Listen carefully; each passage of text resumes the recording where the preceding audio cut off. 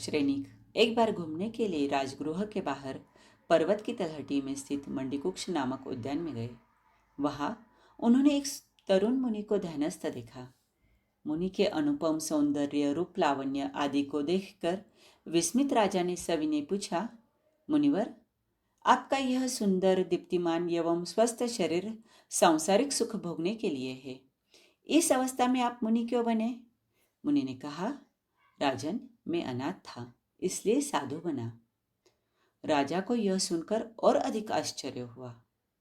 राजा ने आमंत्रण के स्वर में कहा, आपका इतना सुंदर शरीर, रूप आदि आपकी अनाथता की साक्षी नहीं देता। फिर भी यदि किसी अभाव के कारण आप अनाथ थे या आपका कोई संरक्षक नहीं था, तो मैं आपका नाथ बनता हूँ। आप मेरे यहाँ रहे।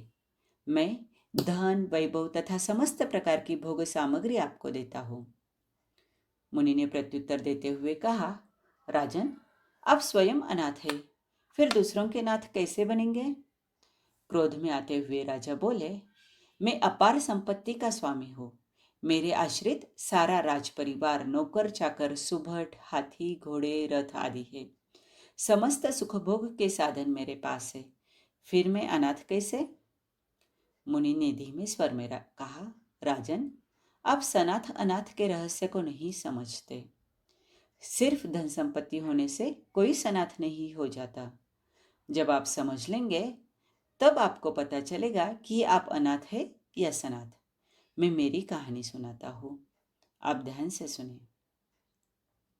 मेरे पिता कौशंबी के धनाढ्य सेठ थे। मेरा कुल संपन्न था। मेरा विवाह उच्च कुल में हुआ। एक बार मुझे असह्य नेत्र पीड़ा उत्पन्न हुई।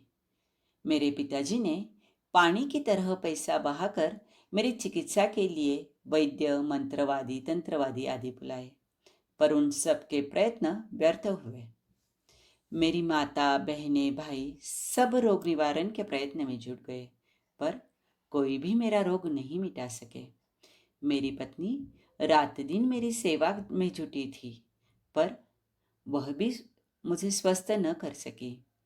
धन, घर, परिवार, वैद्य, चिकित्सक कोई भी मेरी वेदना को नहीं मिटा सके।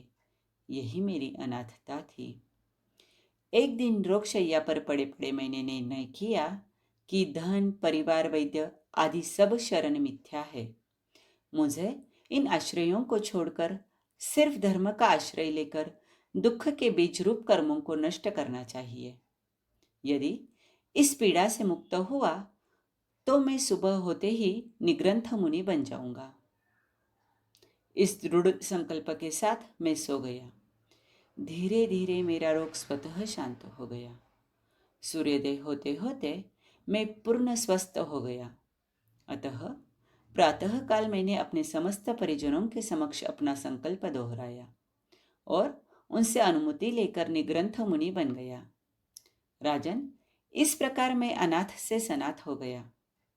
अब मैं स्वयं का नाथ हूं, क्योंकि मेरी इंद्रिया, मन, आत्मा आदि पर मेरा अनुशासन है। मैं स्वेच्छा से श्रमण धर्म का पालन करता हूँ। मैं अब त्रस, स्थावर समस्त प्राणियों का भी नाथ बन गया।